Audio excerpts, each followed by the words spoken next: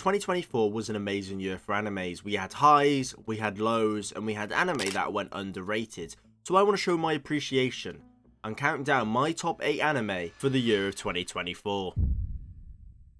The rules are quite simple. I'm going to rate 8 anime which have been released in the year of 2024 from 8 to 1.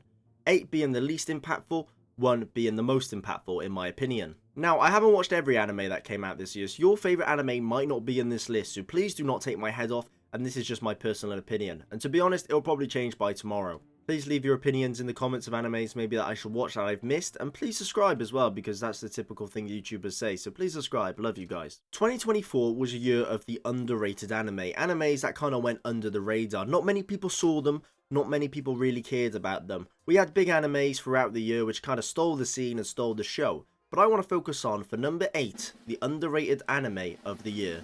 That, of course, being Girls Bang Cry, a beautiful music anime about a group of girls in Tokyo trying to make it. Now, this anime is beautiful. It has the music, it has some cool 3D animation, which is kind of hard to get used to, but once you get used to it, it's a very good anime, a very good music anime that focuses on the relationships and deep intricacies of life. I think it deserved the number 8 spot. I don't think it can go any lower. It wasn't that popular, and like I said, it's an underrated anime. I feel like more people should watch Girls Bang Cry. So if you like Bocchi the Rock, if you like K-On!, if you like all these different anime which are music, please give Girls Bang Cry a go, because you will not be disappointed. But I just thought it deserved a spot on our list, so there we go to get us started. What happens when you mix social media with fighting? You get Viral Hit, a great anime which came from the manhwa Viral Hit, which takes place in Korea. Essentially a nerdy boy who learns how to fight because of a chicken man online so he can beat people up in real life. Not because he's an arsehole, just because he gets bullied a lot and he wants to be able to defend himself. Then he realised, wow, I can make a lot of money off this YouTube stuff. Debuting in the spring of 2024, it had a lot of competition to come up against. Things like, well, funnily enough, Girls Bang Cry, which nobody talked about, but even other animes like Windbreaker, My Hero Academia Season 7, Konosuba Season 3, Kaiju number 8, which was obviously a massive one at the time, and Demon Slayer Hashira Training Arc. So Viral Hit did have a great fan base, and it had a great viewing as well. It's not like it went under the radar. I think it got a fair rating, but a lot of people don't know about it because all the other anime, like I said, overshadowed it. Well, we can't give everything to the underrated anime because that makes no sense, so now we're going to get into anime which are a bit more popular and everybody will know. So at number 6 we have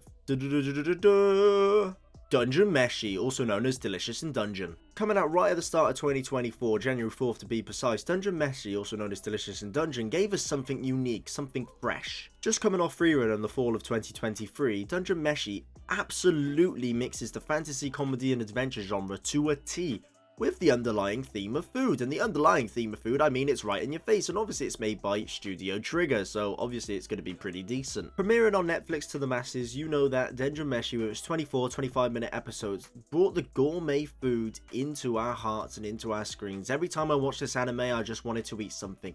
Chicken burger, pizza, lasagna, don't care, put it in me. Now that sounded a bit weird, but I ain't re-recording that, so unlucky Connor, you'll have to deal with the consequences. Wow, that's going quick, isn't it? We're already on number 5, so we got 5 more to go, including this one, that's why it's number 5.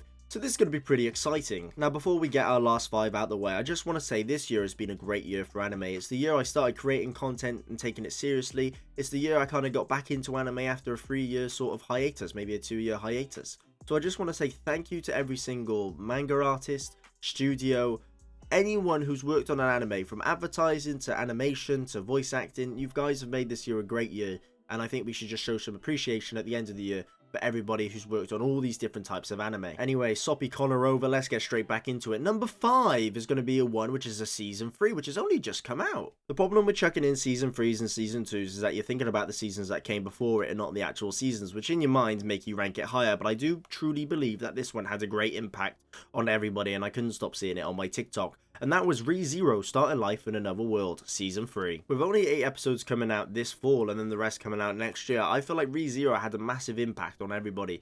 Bringing us back to the world of ReZero was absolutely amazing, seeing Subaru and all the characters in the gang again, and all the messed up, fucked up stuff which I don't really want to talk about because it's spoilers. I do truly believe that ReZero is a great anime. I didn't like it to begin with in Season 2. but I did like season 1, and I think ReZero has one of the best first episodes of any anime ever. So for all of these reasons and the impact it has on people, it's going in the number 5 spot. This next one may be a controversial one because it's not there because of how good it is, it's there because of the impact it's had on the anime community. In a negative way, and then in a positive way, and then in a negative way, and then in a positive way, and then in a negative way. And of course I'm talking about Blue Lock season 2, which takes our number 4 position. The reason why I got this on here is because it's reminded us about the actual animation budgets and what studios can do to ruin an anime. Look, I don't think it's super bad. Some problems behind the scenes, like I said, we should say thank you to these people for actually creating this in the first place.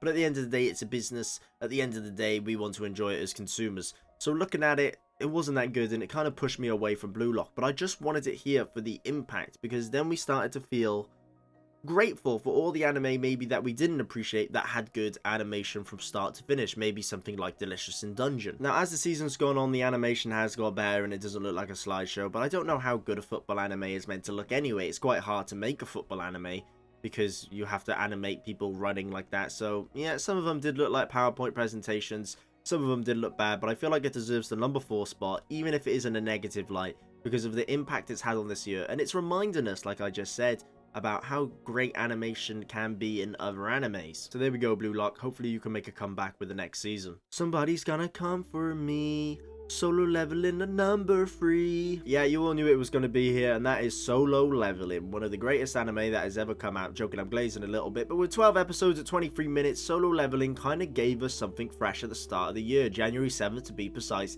The action adventure fantasy, it was just amazing. Everything from the gates to the portals to how he levels up and everything like that. A new fresh idea that came from a great manhwa that kind of took the year running. It took us running. And to be honest, the competition around it wasn't too bad. You had Marshall, which I say wrong every single time. You had Dungeon Meshi, Classroom of the Elite Season 3. And there's not really much else, so it kind of came out at a good time. The dark fantasy sort of vibe to it kind of mixed well with the January weather where it's dark and cold and miserable. If it came out in the fall and it had to compete with Dandadan, I think it wouldn't really stand a chance. So Solo Leveling came out at the right time. I really do think it came out at the right time at the start of the year. It hit the vibe well, it was great, and I watched the movie closer towards the end of the year in December.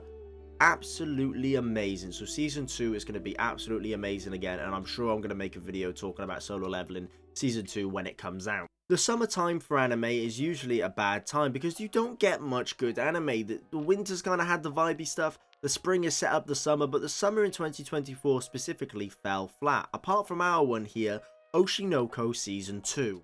Oshinoko Season 2 taught us that you can have a half-decent arc in a manga and make it into a 10 out of 10 anime. That's what I truly believe. I think it had loads of fans, it was fairly rated, but at the same time, the competition was Alia Sometimes Hides a Feeling in Russian, Wisteria Wand and Sword, Tower of God Season 2, which was a flop, My Dear Friend Nokatan, and Too Many Losing Heroines, which I didn't watch. So some of you could argue that Oshinoko kind of shined in a mid-bunch, but I think it's a great anime. It's the only anime on here, apart from Too Many Losing Heroines, that is rated over an 8. Even the Elusive Samurai got less than 8, and everything else kind of underperformed for that season. Now, I do have an honorable mention, which kind of goes against what I just said about the rules at the beginning, because this anime didn't come out in 2024, but it did come out in 2023 towards the end, and I think it had a really good impact on 2024 as a year as a whole. And of course, I'm talking about Freerun Beyond Journey's End, which I know it didn't come out in 2024. I mean, it finished in 2024, but it didn't start coming out in 2024. This anime, some people say is overrated. This anime, some people say is rubbish, but I think it really brought back the fantasy genre, and that's why things like Delicious in Dungeon